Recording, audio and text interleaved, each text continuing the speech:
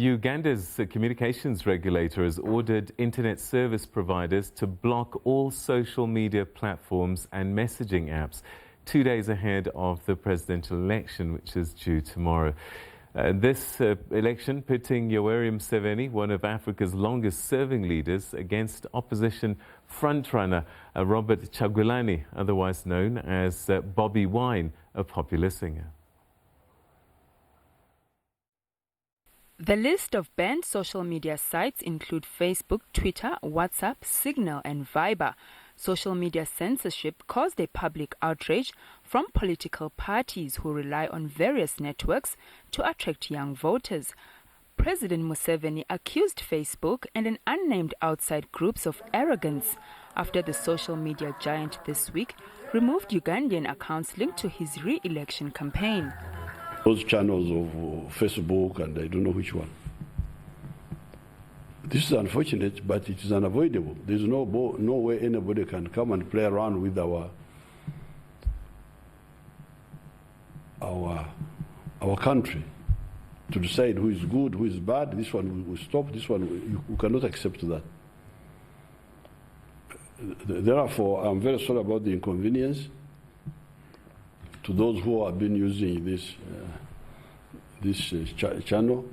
The campaign period has been characterized by killings, beatings, and violent dispersal of opposition supporters using tear gas and rubber bullets.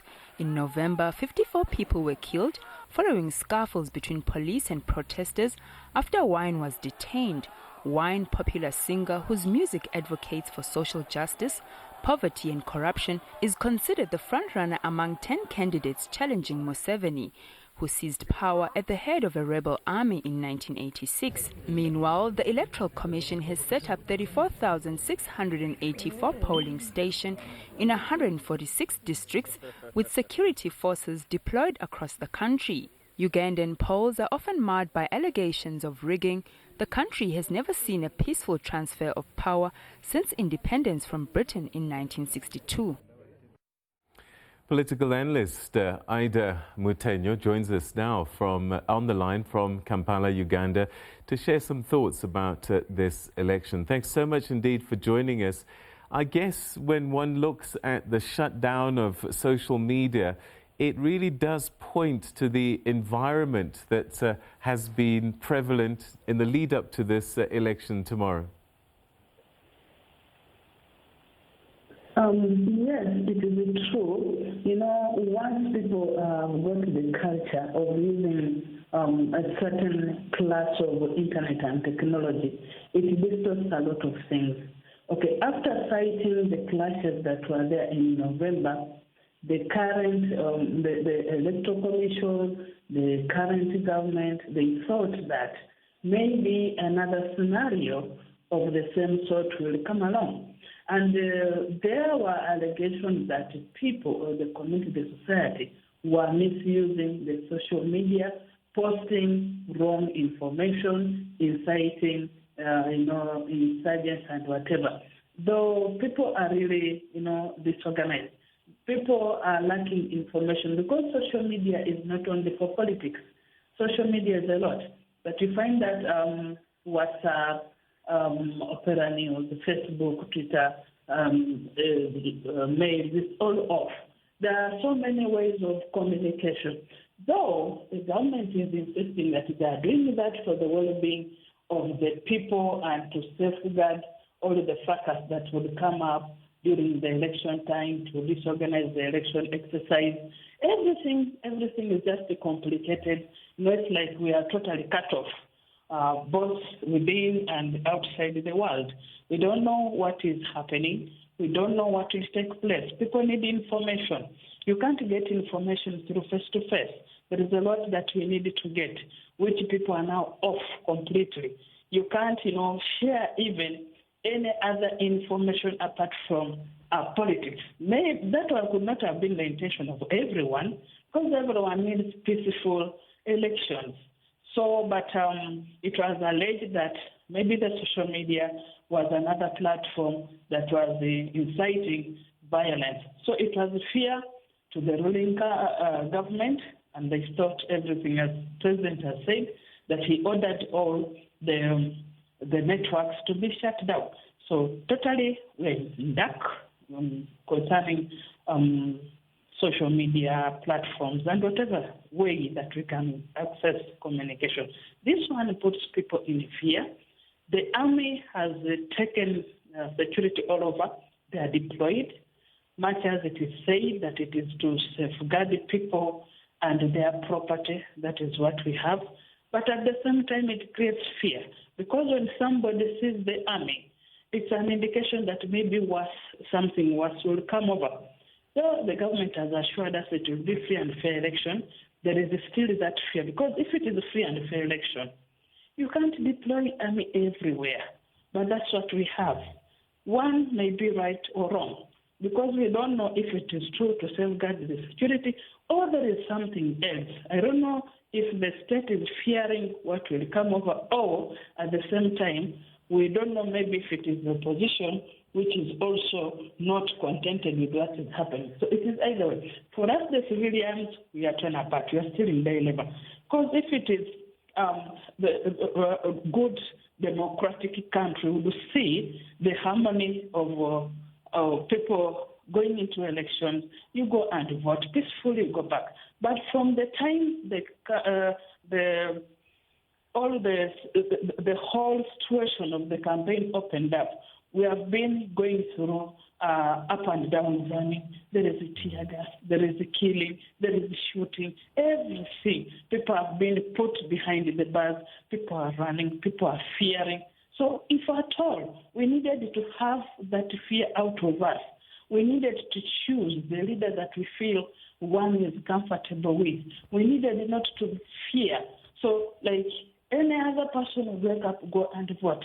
Some, I'm just thinking, some may remain at home because of the fear of the armament all around. The whole of Kampala is full of army. The whole of Kampala is full of police. No, it's like now the states of army and police don't really civilian. That one creates a lot of fear. Okay, so we don't know what will happen. So fear is really the prevailing state of the country at this stage.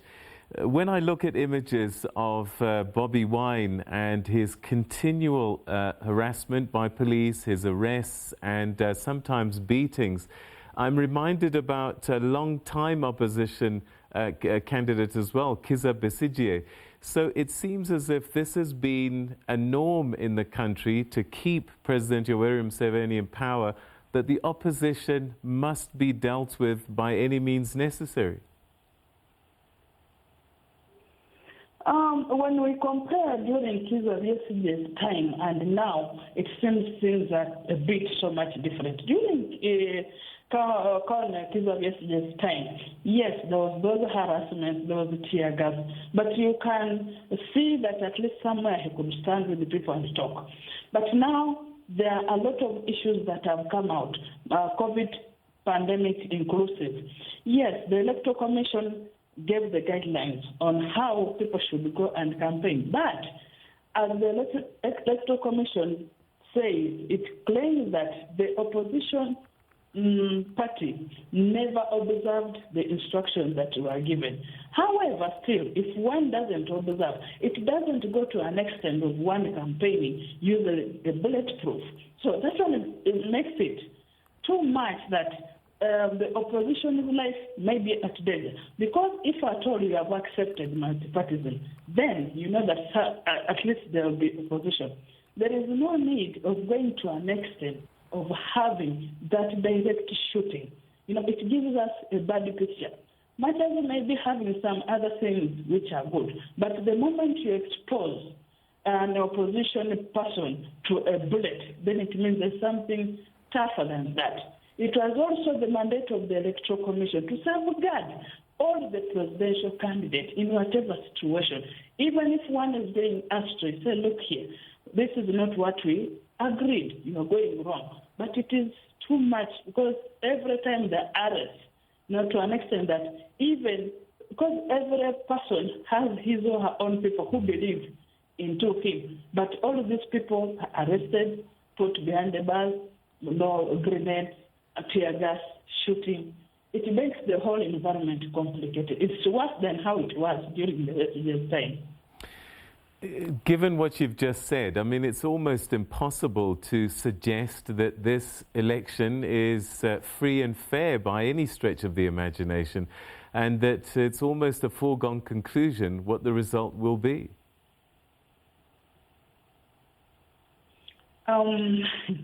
We don't know, because really it is difficult to ascertain how the conclusion will be. Much as the current president has said, once he's defeated, he'll go home. But the opposition will also say that we want free and fair, transparent kind of voting. Because given the past history that the votes were cheated, but it becomes both complicated, because at one time the president also showed the fears of rigging votes. The opposition is also showing the fears of rigging votes. So it's like both sides are pulling left and right. So we don't know who will consent after tomorrow's election. We are still in dilemma. Do we know if there are going to be significant observers to this particular election, or is this all going to be done in-house? No, the observers are there. Observers are already there. They are already on the ground. They have not been stopped to be around. They are also there. They have what to say, because they are all over the country and they are observing everything, how it's going along. They have tried to meet the head of state.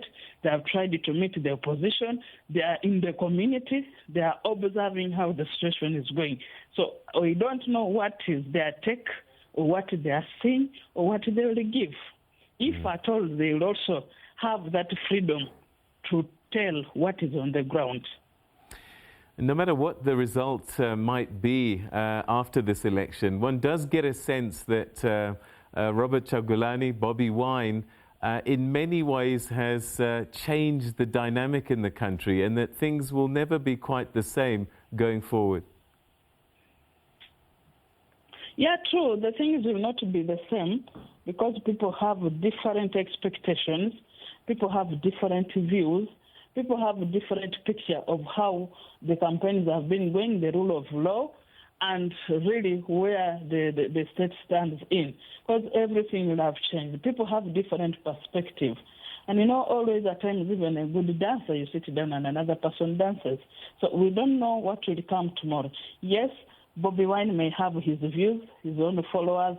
We don't know what will tell you tomorrow. But a vote is a mandate for one. We may take it a picture that maybe Bobi Wine has a lot of votes. Maybe what will be casted may be different picture with what we are seeing that is happening.